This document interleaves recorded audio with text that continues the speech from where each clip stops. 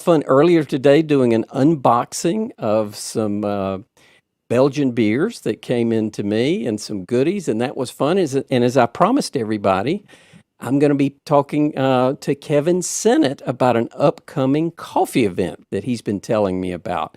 And I really wanted to share it with the rest of you because I think it is a really special event. And Kevin is so knowledgeable about coffee and all of the industry people.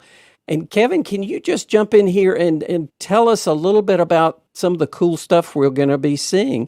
And give me that date. That's March 6th. Is that right?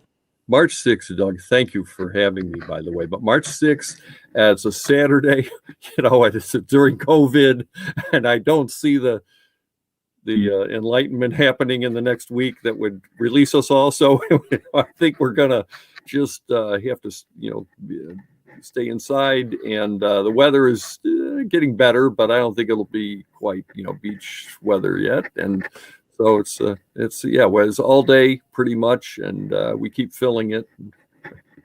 I think it'll probably be a good day to be inside, is my guess, in March.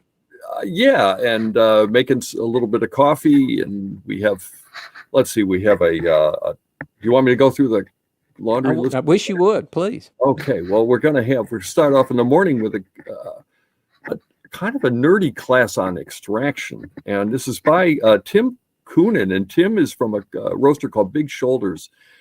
Big Shoulders, Tim is a former chef in Paris, and he moved to the city, and he started a coffee roasting place, and he takes a very culinary approach. So actually, I think your audience would love this particular class. And then we go from that into a number of other classes, including like a roasting class or grinding class, how to grind at home. We have every question you've ever wanted to know. Grinding is one of the most important parts of coffee, and it is this guy from Baratza. Baratza is probably the leading grinder manufacturer, but he's like their fix-it guy. And, he knows how to fix everything, but he also knows how grinders work, everything about them. I can barely lift it, but I have a grinder here that I use in the morning. And anyway, he'll be answering those questions. We have a French press class, a Chemex class taught by someone he's got vintage Chemexes. Chemex is a U.S. coffee maker. Came from World War II. And at one time was really a popular, it was considered the movie star's coffee maker. If you were in Hollywood, you had a Chemex. And this guy has Chemexes with wooden collars that are made out of recycled skateboards. And he's a kind of an eccentric character. And I've tried to cast, I don't just try to get presenters, I try to cast my presenters and get the people who are the person that you wouldn't mind having the middle seat, at least on an airplane if we were flying again. So, but I enjoy that. And then we'll have someone, Jenny Morse will be doing our French press class. She's very enjoyable. Then I have Justin Doggett. Justin is a guy who has a company called Kyoto Black, and he does cold brew, and he's got a cold brew and spirits class. Oh, that sounds interesting. Yeah, when my wife first did the schedule, she had it first thing, and I'm like, Pat, it's really is a kind of a substance abuse, position here. We moved it to the afternoon finally after I politicked a little, and we have that, and we also have our class building up to it is called a tasting class, and it's taught by you have in the world of wine. You have someone like Robert Parker, and of course, all these ratings. Everyone looks for the 97 wines. I know what I do. I find the 97 wine, and then I look for the same brand that got the 97 that's in my price range, and usually it's somewhere in the 80s. Well, that's okay. It kind of matches my scholarly grades. So but in coffee terms, same thing exists, and the person who reviews all the coffees for the U.S. is Ken Davids, beyond U.S. actually. And Ken is going to be our tasting guy and teaches a tasting class. And there's even a tasting kit that people can order It's the only thing that it's a free event. Oops, I just knocked into something. It's this. It comes with 3 of these. These are actually brewers that are designed for cupping coffee. Cupping is evaluating coffee. So you get 3 of these, and you can test the coffees along with him, and then show him how great you are tasting by posting what it tastes like, and he'll go and he'll look at the sky and go, chocolate, huh, Doug? Well, maybe. Yeah, I guess I do get some chocolate in there. Pretty soon, everyone's going to come in and say chocolate, because after all, when we get together and we taste, we're all lemmings. We just follow each other. But it's a really good class. Oops, I didn't expect to get the sound effects. And that's interesting, Kevin, because I thought most of them, you just see the little bowls and they dump it in and they crust them. So what's different? Kind of off the subject maybe for our show, but you know what? I that's got to change. Any of you have gone out there and done coffee tastings yet? I mean, my wife goes with me to all these commercial, the trade shows and coffee events, and my wife will be like, I can't believe you guys get together and you're just putting that filthy spoon in everybody else's cup of coffee and tasting. It's really got to change. I mean, I actually, I do a consumer event, and consumers are way ahead of the trade in this, in their awareness. Just because they did it 200 years ago, those guys are all dead 200 years ago. It's gone. Look what it did to them. It wasn't a bullet. He did a coffee tasting that afternoon. Anyway. Well, I mean, we're in the same predicament. I do a lot of beer judging and mead judging and cider judging, and there would be one. Everybody would say, "Oh, well, this is strange. I'm trying to figure out what's wrong with it." Well, everybody would try it. It's got alcohol in it, so you really shouldn't have anything to worry about. But COVID's totally changed all that. I mean, we really don't really know how it's changed it.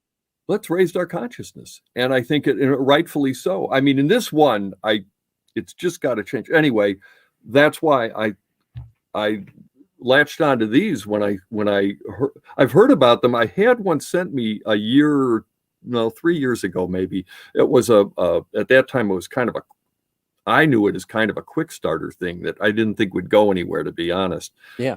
But suddenly, wow, there's a need for it. And, anyway, you'll get them in the package, and then you get 6 coffees to try. So it's kind of a neat thing. And I think what I'm trying to do more than anything, and I know you're at the leading edge of this, is I'm trying to find ways to take a personal event that I really like. I mean, I like, I'm a touchy kind of guy. I like to, be with people and all that. I'm kind of an extrovert.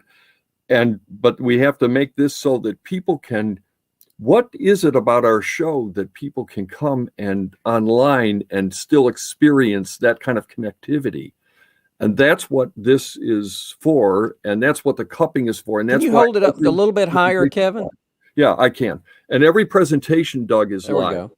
That's one thing I insisted on. No, someone did a trade show, coffee trade show, and everything was taped. And I said, why don't you can go to YouTube and just program, 8 hours of shows if you could sit there long enough. So your CoffeeCon event is 100% live. 100% live, except for we made little tiny 2-minute, 1-minute interstitial type spots that give a thanks to our sponsors. Who's the sponsor? The town I live in. And they're convinced, I don't know, are people going to come here to this little town in the Midwest because of CoffeeCon? Yes, probably, just to get my autograph or something like that. Or, I don't know, or sell me a magazine subscription. Well, we found out just a little while ago that I was traveling to your town on a regular basis, and we didn't even know it. I live near Chicago, which is, a lot of people live near Chicago. Actually, a lot of people are moving away from Chicago, but we actually, I've lived here a long time. So, my kids are here and everything. So what do you think is going to be the highlight of CoffeeCon? I'm not asking for your favorite, but what do you think the audience is really going to relate well to? I know. It's the prize giveaway. We have all sorts of coffee makers. I'm at the point where I know everyone in the coffee business. I don't, like to boast, but that one I can boast to. I know even if I may not like everyone in the coffee business, they may not like me, but I do. In fact, if I've given a bad review, I used to review coffee makers. We used to walk around the houseware show, and certain people would like turn away when they saw me because they gave me a tough review because I did write honest reviews. Oh well. Anyway, but something like this. The AeroPress. Oh, this is actually, we're going to give prize away, but let me really tell you what the number one thing is. We have the inventor of this coffee maker. He's 86 years old, and he's going to tell his entrepreneur story. I invited him to CoffeeCon San Francisco about 5 years ago, and we thought, my wife said, "Oh, this is going to be a real snooze, Kevin. Congratulations, headliner." And I'm telling you, we have all these, at the time they were young Gen Xers there, and they're, like coming in there and they've all got their tattoos and they're hanging out and, and here comes Alan. He gets up there and I'm telling you, this audience was mesmerized because he's just so honest. He invented the aerobie, which is like a flying disc. And then he invented this and this. I don't know if you realize how popular AeroPress is. It's got all these subculture organizations that just practically worship this thing, and it is a great coffee maker. It's the simplest invention, and but he tells his story, and he even has a PowerPoint presentation that at first we said, well, we'll use it if we need to, but actually it's quite good. And I mean, again, it's very simple, very straightforward, but he's just a wonderful, sincere person who tells you the story of how he got up one morning and just decided to change coffee forever. Wow. Well, I'm looking forward to that. I've been hoping to connect with him. This might be the closest I get. He's pretty. Let me tell you, he's hard for me to see. He doesn't. My wife calls him because I know she'll accept his call. That's how it is. He'll accept her call. So pardon me. It's not. Him calling her, she calls him, and I like to talk to him too, but I know he actually enjoys talking to her more. And the only person that's going to be the only person going to talk to us on Zoom or FaceTime is what he gave us a choice of, because he won't everyone else, we're having 3 cameras in about a mile away from where he lives, but he doesn't want to go out because of COVID. And I understand he feels like he's a high risk patient. And 3 cameras everywhere else. So that's what you're looking forward to. So is there a really precarious thing you're doing? Because I know you're a producer and a TV guy. What, besides just all the logistics of a live event all day, is there one event that could be exciting? One thing about that we're going to do at CoffeeCon that are you talking right, about? but I mean, technically, you're just hoping it'll, so they won't drop the whatever or splash coffee everywhere. Well, I'm pretty sure there will be something. One of the things is, since we're live, and I came from an environment of everything was recorded. Everything was recorded. I mean, I worked for A&E and Discovery Channel for several years, so that's where everything is taped, because everything is pre-screened and pre-censored, and they fish through every video on Discovery Channel to see if there's product placement in it. And I used to think, oh wow, they're really moral guys. No, they're not. They do it because they want a piece of it. They don't want you sneaking around them. They've got a system. So anyway, well, they did. I don't know if they do it any longer. So in our case, yes, I am always nervous about live, because live, on the other hand, here's what's happened. Everything became so processed. It's like the food, everything became so processed. People started really inventing. Just imagine, people go, my grandmother wouldn't understand. People go to the grocery store and they look for things that aren't processed. Same thing. People look for entertainment that's not processed, where something can go wrong. Yes, everything's going to go wrong. The latte art, the lady's milkman I'd foam up. The Chemex presentation may go. I myself did a grinder presentation live just once at CoffeeCon, and was in the middle of a very amusing anecdote to the audience, and I forgot to put the top on, and I pressed it, and all these beans started flying over everywhere, and it looked like, first time, yeah, well, and I But tried to think. I bet nobody forgot that presentation. Nobody forgot it. In fact, there were a couple of clips. My wife kept showing them to me every time they were posted on Twitter. Look, somebody else had a phone at your presentation. It shows me, ducking from my own beans. Well, for your sake, I hope there are not any, but for the audience's sake, I hope we get to see some because, it's real. We're all looking for some reality that's different than what we've been experiencing for the past nearly years. So connected. We're all looking for connectedness, and Yep. and the live thing is connected. Otherwise, you're just watching a television show, and there's nothing wrong with that. But it's not. And you do the same thing. I think it's very important to have the element of real, that people feel like, well, they're really getting someone, and they can ask questions. And So Kevin, can you share there in the chat how people can join CoffeeCon and how expensive it is? Yeah, and I want to point out it is absolutely free. It is absolutely free to join CoffeeCon. The only thing that costs you money if you decide to do it, and I have mixed feelings about it because as I mentioned to you before the show, I'm actually air shipping. I found out because the presenter couldn't make up his mind about what coffees. He just decided this morning. I'm now paying for them to be air shipped from California to Wisconsin, half of them anyway, and they are they're getting aboard an airplane right now, just like, which I can't, and they're headed there. So it's I think $30 for the really you're paying for shipping part of it anyway. So that's it, and then you get these things. So there's a cost for that. Otherwise, though, and you don't have to do that. I mean, clearly, there will be a lot of people attending the presentation. But I'm looking forward to that part. Yeah, I think you'll really enjoy Ken. He is what I like about him, what I love about him. He's so honest, and he's so direct about things. He's blunt. He's the way a reviewer really should be. He's very blunt. He just says, this is, this you should drink, this you shouldn't drink, and he will have those views. And I don't know if he's done this. Sometimes he puts what I call a ringer coffee in there. That's one that I don't think he really likes. He puts it in there because he really wants to discover whether the audience picks up on it. Oh. I think in the past, though, the only reason I don't know if he's done that this time, I suspect it's hard for roasters to want to participate with that. And these are two of the top roasters in the country. I just don't. They wouldn't want their name on it. Nah, their egos are too mixed in with it. I'm on that page. Who wants to purposely give? Who wants to be the before picture? In a hairstyling ad.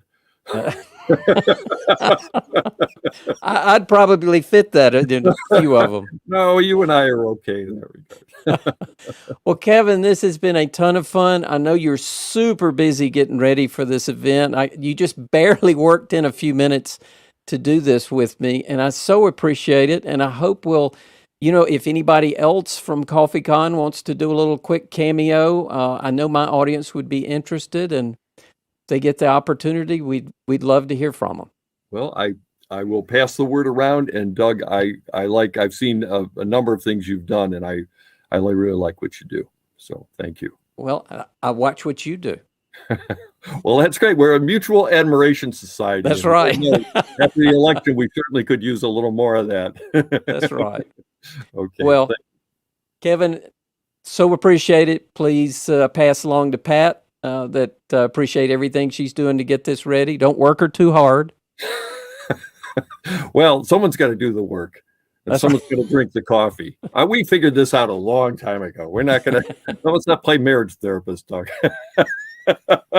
We've worn out. You may not have had dinner yet, so I'm going to let you go and grab your dinner. Great point.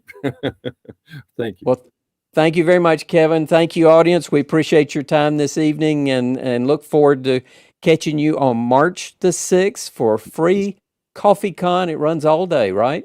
Yeah, it's just simple. It's coffee-con.com. Go there, and it's got all the sales stuff that I should have said and didn't. Thank you, Kevin. Have a good night. Bye-bye.